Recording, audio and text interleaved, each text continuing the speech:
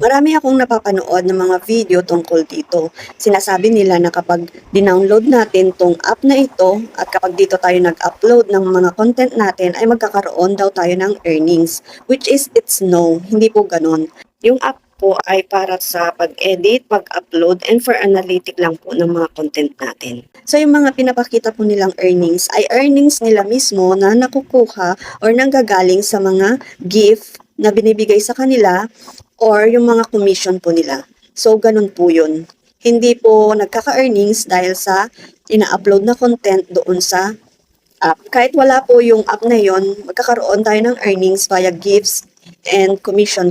Pero good news dahil mayroon po talagang yung tinatawag na, kung hindi ako nagkakamali, parang content creator tool which is kapag na-monetize or eligible po tayo dito, bayaran po yung video natin by plays or views.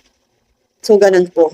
Pero unfortunately, wala pa po ito sa Pilipinas. But hopefully soon magkakaroon din po tayo nun. So, ganun po. Sana po naintindihan nyo.